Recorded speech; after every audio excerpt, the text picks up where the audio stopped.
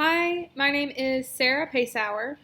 I'm looking at elevated landing force and its effects in volleyball. Um, Anything that I've said or any facts that I state, I will have those sources referenced underneath this video so you can click on those just if you'd like to read more about elevated landing force. Volleyball is thought to be a game played on the beach or at family events. Volleyball played at the competitive level, like most sports, is very intense. In the sport of volleyball, the average volleyball player can jump 36 to 60 times during the course of a match. These numbers can vary depending on their position and the length of the game. Needless to say, jumping is a big part of the game of volleyball. The mechanics of jumping in the sport of volleyball are a very big area of concern. It's an overly technical sport. Anytime an elite player, elite meaning advanced high school club player to college or Olympic athlete, anytime they make contact with the ball, there is a footwork or body shape that's got to be formed before they can contact the ball. Due to the fast pace of the game, these movements are practiced until they are formed into muscle memory. From the way a player serves the volleyball to how an offensive player approaches the ball to hit it over the net, there's a technique. Jumping in volleyball is also a technique. When an athlete does not follow that technique, the likelihood of an injury is greater.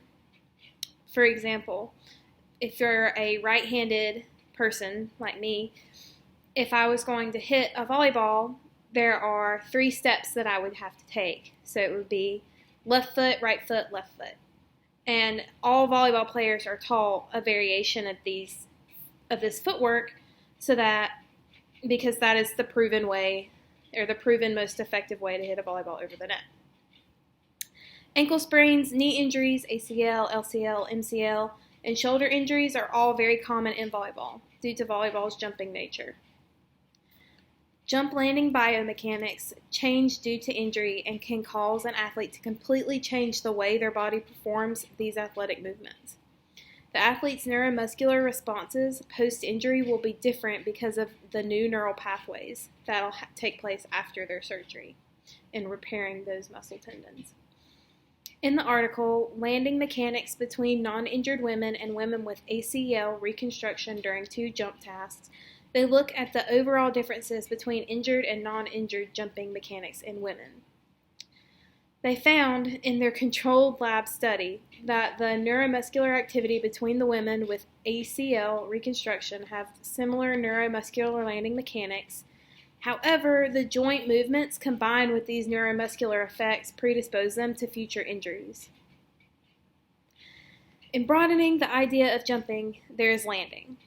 Once you go up, you have to come down.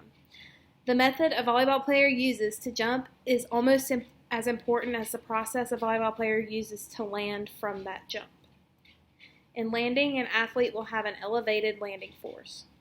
Elevated landing force is the force that an athlete uses. Elevated landing force is the force of the athlete landing on the ground from a jump. In the research trial, Efficacy of a 3-month training program on the jump landing technique in jump landing sports, it evaluates the effects of a coach-supervised intervention plan targeting the landing technique in relation to lower extremity injuries like ACL, LCL, MCL, ankle, anything lower extremity. It found that in the programs with less funding, it's more beneficial due to the lack of resources.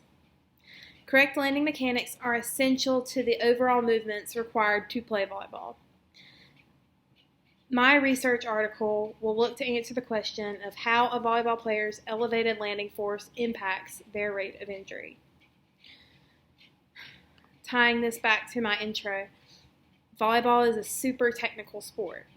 While there are lots of different ways to jump, in volleyball, they teach you one way, which is the most injury preventative way. And in landing, they want you to land a certain way to be the most injury preventative way. So my research article will have to do with elevated landing force and the effects in volleyball. I will have all of my sources that I've cited in this intro listed out below this video. Thanks.